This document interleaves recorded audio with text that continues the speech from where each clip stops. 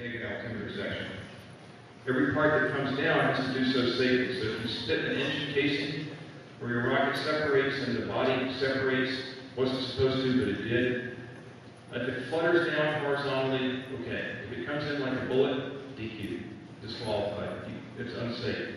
So heavy things cannot fall out of the sky at high speed. That is disqualification.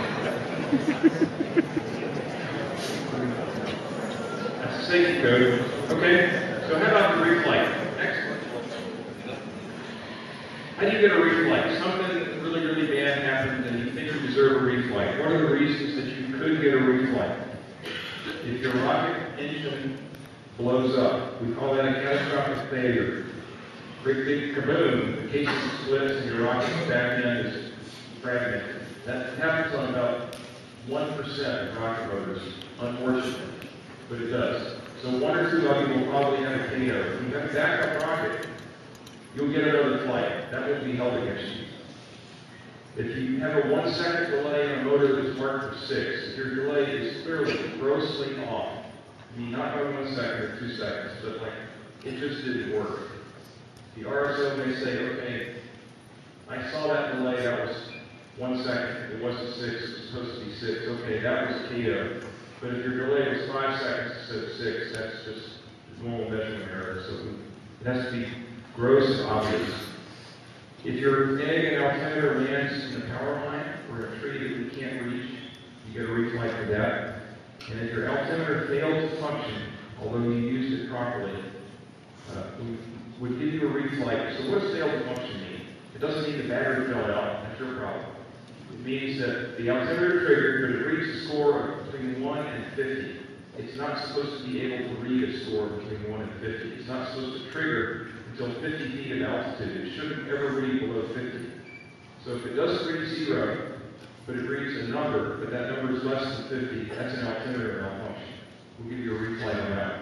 If your altimeter is still beeping the I'm waiting to be flown signal at the end of flight, and you think it's an altimeter failure, we have a little vacuum jar. So you can bring the altimeter to returns and say my altimeter didn't work. We'll put it in the vacuum jar. If we draw a vacuum and it triggers, then it was an operator error on your part. If we draw a vacuum on it and it doesn't trigger, okay, then the altimeter's failed. Go get one of the replacement altimeters and you can fly again. So on the average, you're going to need 5 reflights during the course of the part.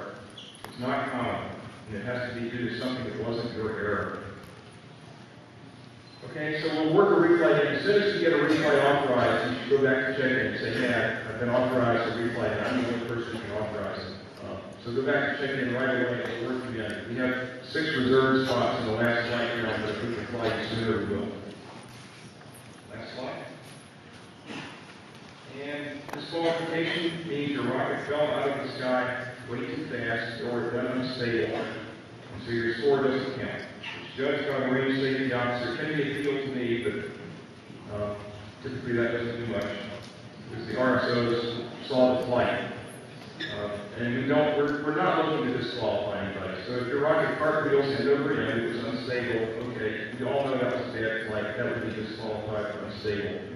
If it comes in like a bullet because the parachute never came out, obviously that's unsafe.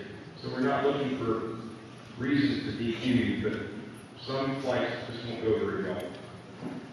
And that would be unfortunate, but you've all had great flights to get here, so don't be thinking disqualification flights.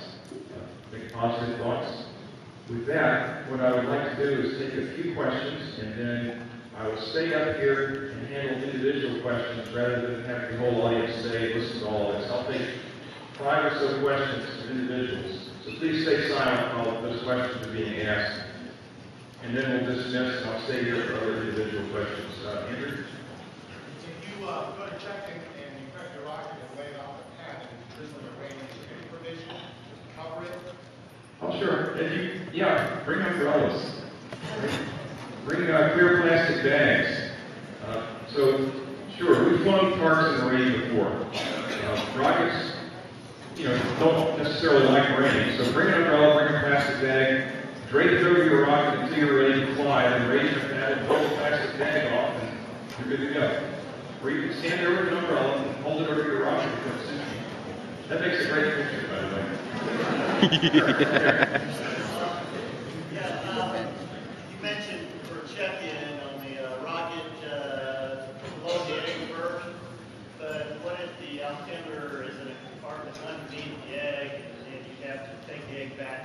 Well, then don't load the egg. We've got to see the altimeter, so if your configuration is such that you got to pull the egg out to pull the altimeter out, we'll just leave them all out. We have to see the altimeter, whatever that takes. Right, so right there. Can the team erect their own anemometer on the range during their flight mission? Yeah, sure, you can go set your anemometer up anytime. On the range from what? We have an anemometer, we have a complete weather station out there.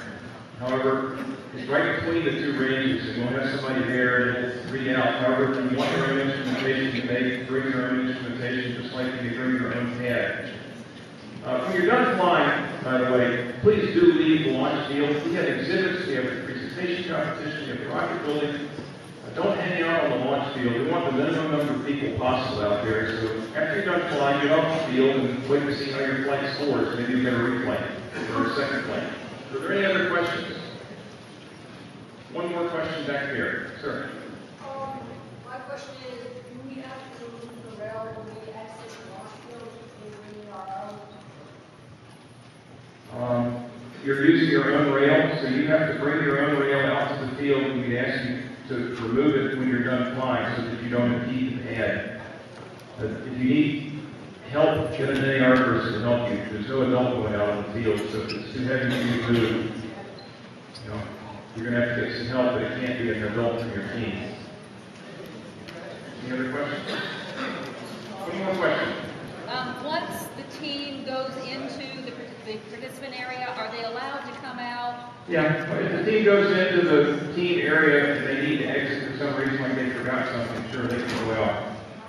They can't go out with their rocket and go get their rocket worked on by somebody, but they can run out and send somebody out to go get something, sure. But just don't take your rocket out of that area, because then it looks like you're taking it off to get an adult to help you with it. We don't like that. Well, I am pleased to see all of you here. Thanks so much for being part of our